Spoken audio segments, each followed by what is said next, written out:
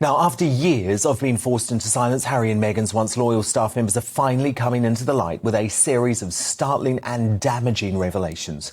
Over the past 3 days, their stories have taken centre stage in the latest round of the royal family fighting back against the Sussexes, thanks to a bombshell new book by the highly respected royal correspondent for The Times, Valentine Low, who has diligently covered the monarchy for a quarter of a century. Courtiers, the hidden power behind the crown, documents the words of actual staff members, self-referred to as the Sussex Survivor Squad, who claim narcissistic sociopath Meghan persistently bullied them and reduced them to tears. And that's just the start of the allegations. One source told the book that during a walkabout in Fiji, Meghan is reported to have said, "I can't believe I'm not getting paid for this," while another alleges that the Duchess threatened to dump Harry unless he released his first statement eviscerating the media and confirming their relationship. Now, according to insiders speaking to Valentine Low, Harry was terrified of becoming an also-ran once his nephew Prince George turned 18 and stole his son, while Meghan thought she was going to be the Beyoncé of the UK. Such a toxic combination, clearly a recipe for disaster. And as I write in a new column for Mail Online tonight, the real silence parties in this tawdry tale of the Sussexes versus the royal family have now been heard by the world, and it sounds a lot more candid than what the couple told Oprah Winfrey. Well, to give their take, I'm delighted to say I'm joined by the royal authors Phil Dampier and Lady Colin Campbell. Our royal masterminds are back. Lady Colin Campbell, look, I know that you and I, and Phil as well, because we've been reporting on this through the whole time, we knew a lot of these revelations, but to actually see it, Lady C, in a book, in the quoted words of their former staff members, this is damning, is it not? Isn't it wonderful? The stinger stung, exposed, you know? I mean, they are terrible bullies. They mistreat people in the most appalling way. And they have finally, it's been exposed in its entirety. I mean, you will remember, Dan, that I am the one who wrote the original book that unmasked them. But I only touched the tip of the iceberg. Valentine Low has done a wonderful job.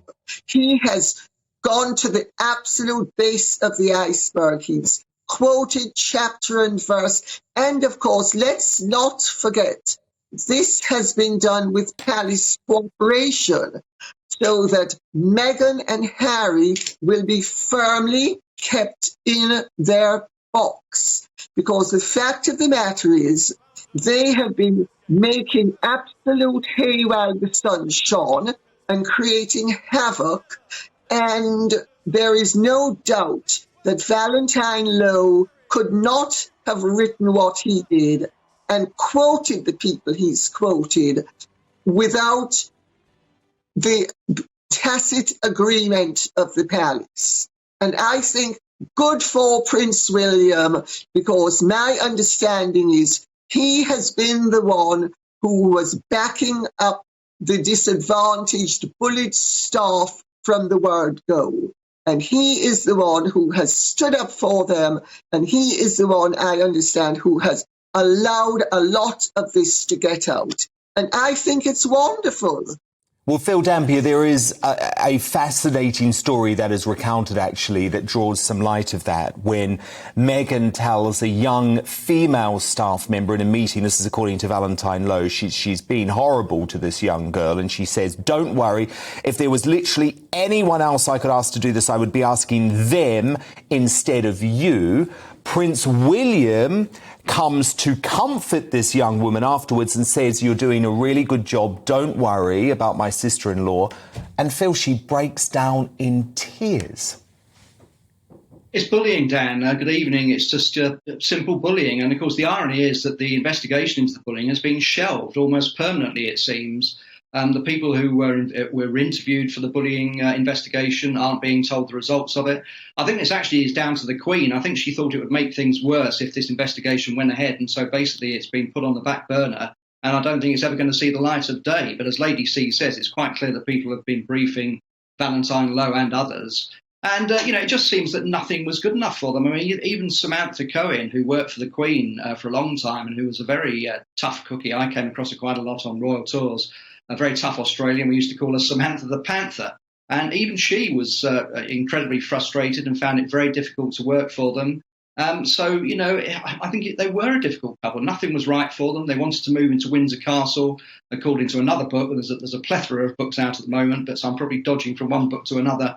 They wanted to get paid, and of course, mainly they wanted to make money and have the option of making money on the side. But the Queen said that's not possible. You're either in or you're out. You can't be half in, and I think that was absolutely right. Well, Lady C, I actually think the most damning quote in the entire book is when Meghan says on this royal tour of Fiji, according to Valentine Low, "I can't believe I'm not being paid for this." Lady C, she was living in a palace. She was travelling on first-class flights to represent the country. She was wearing free clothes. I mean, and she wanted to be paid? I mean, seriously. Well, once a hustler, always a hustler. And she didn't understand that she had been paid.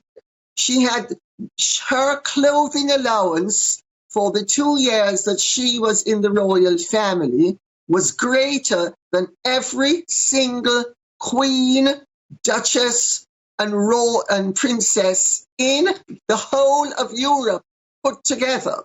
Every single. So that's just one aspect of it. And all of their expenses were paid for. She was being paid, but she wants divorce money. That's what she wants. She wants a pot of gold, so when she's ready to go, she will be able to say, half of this exists. She's not going to have what happened to Sarah York happen to her. She's used Sarah York's experience to make sure that she feathers her nest. And my belief all along has been that she never, ever intended to stay in the royal family fully. She always intended to have a half-in, half-out scenario.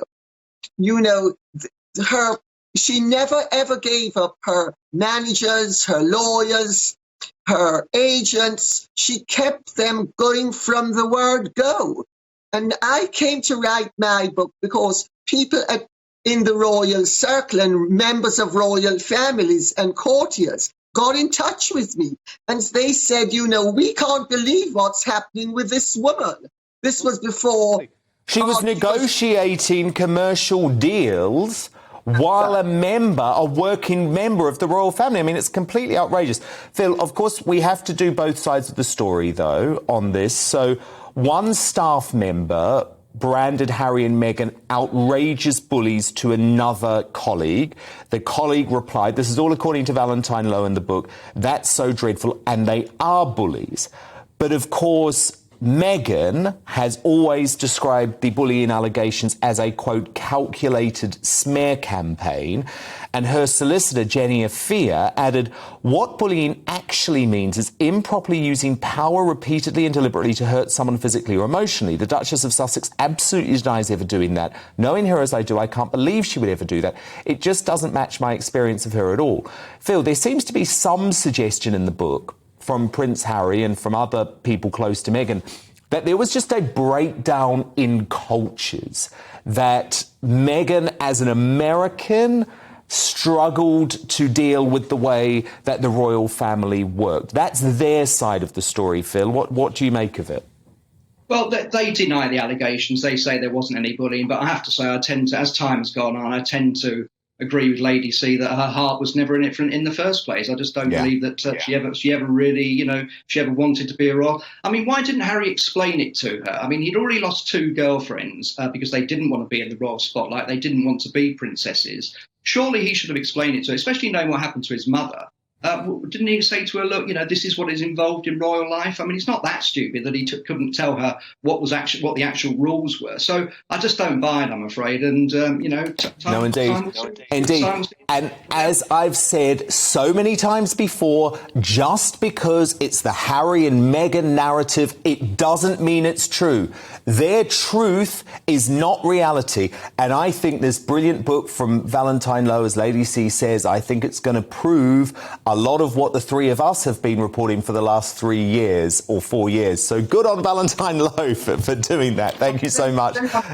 I don't actually believe that Meghan had never heard of Prince Harry before she met him. Oh, of course not. Ridiculous. Ridiculous. No, totally. So thank you so much to our royal masterminds, Phil Dampier, Lady Colin Campbell. We will speak to you both very soon. But coming up,